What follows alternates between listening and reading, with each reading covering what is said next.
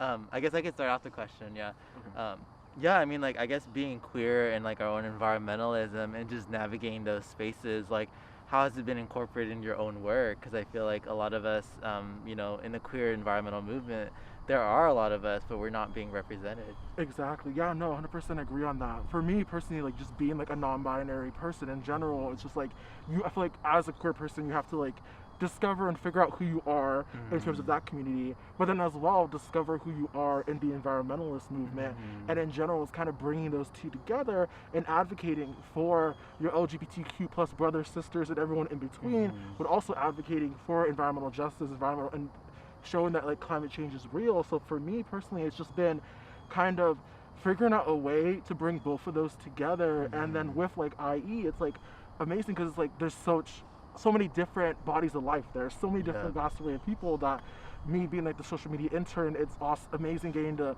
use my experience of like social media management and putting Mm-hmm. that in a organization that believes in like the intersectionality with everyone involved, no matter who you are.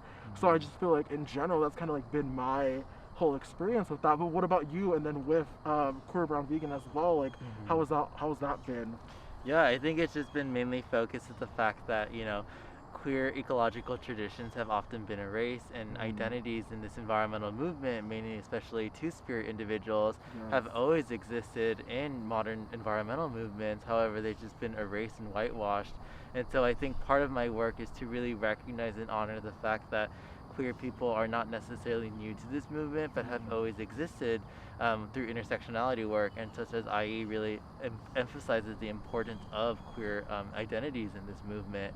I think too one of the most important things to really recognize, like in my own work, is seeing how climate change is affecting queer communities, especially queer youth, exactly. and how they're going to be navigating when hit in natural disaster zones, and how do we navigate those conversations. Exactly. No, I 100% agree on that. It's just I feel like the LGBTQ plus community should need to be more represented in the environmental movement because like you said we've been here for a while like our past like brothers sisters everyone in between have been here like advocating and now it's like our time to shine as well. It's our time to be put up front as well and be able to be Mhm. represented and be like we care about not only human rights and Mhm. love, we also care about the environment and protecting the environment as well. And I feel like people need to like realize that exists in the world. Exactly, and I think that most often not, the way that we've been taught environmentalism in academics and institutions Mm. is always as if seen as if queer ecological practices or queer species is seen as more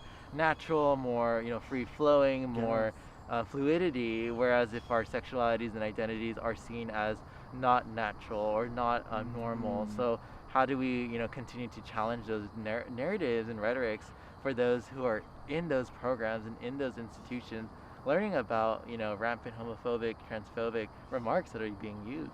Yes, exactly. And I guess that kind of goes correlates to like our next like discussion topic about like Mhm. this association of being like an environmentalist or like from a male perspective or just in Mhm. general being an environmentalist with like automatically assuming oh that person's LGBTQ plus queer gay or Mhm. whatever and like how that relates to the general topic of our good old friend like toxic masculinity like Mhm. I want to kind of get your opinion on that in general. Yeah, I think it's most often not that, toxic masculinity is a form of colonialism, and I Mm, think it's been able to label the ways that how men should be structured. As myself, as someone who is male, I think that it's really challenging those norms of how we characterize certain behaviors and certain lifestyles. And I think one mhm. thing about that is like plant-based lifestyles, the characterization of meat being a more masculine thing, and how do we really navigate those conversations to dismantle those types of behaviors, those types of stereotypes associated with the characterization of nature, because nature itself doesn't necessarily characterize itself. It's very free flowing fluidity. Exactly, 100% agree. I feel like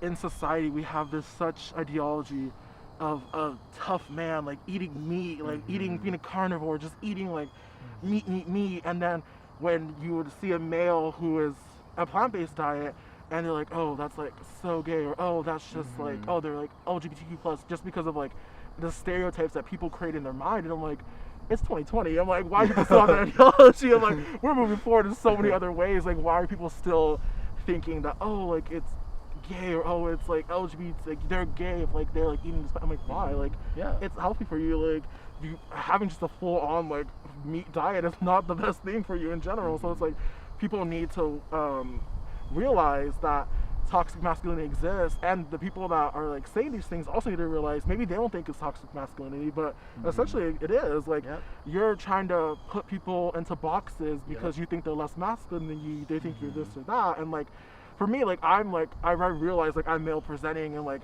by like, even though I'm non-binary, like people, they see me on the street, they're like, oh, it's just like a regular like male, like a gay male, like da da da. And like, it's like, no, not necessarily. I feel like people just have like this ideology of like certain people in boxes, and I feel like people need to deconstruct these boxes. And correlating with like the ideology of having a plant-based diet, it doesn't necessarily mean because a male is having a plant-based diet that they're automatically in the LGBTQ plus community. I have so many friends who are vegans or in the plant-based diet who are straight males, like, and like, and it doesn't define your masculinity, it doesn't define who you are as a person. It's just literally just what you're eating, like, it's your diet. So the people just need to really realize, like, hey, what we're thinking is like toxic, and it's like toxic masculinity, and kind of feel like, where does this come from? Does this come from previous generations? Were we taught by this by like our parents, or were we taught by this like from family members, or like from society in general? And forget, like, kind of think on your own and kind of have your own ideology rather than go with like what the masses are saying in general, especially with the plant-based diet. No, exactly, and I think that's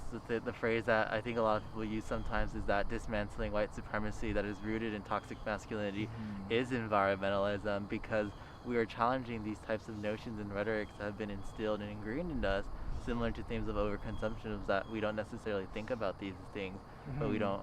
We need to continue challenging ourselves to delve deeper than what we think is gay and what it isn't gay. Yeah, 100%. Yeah. Yes.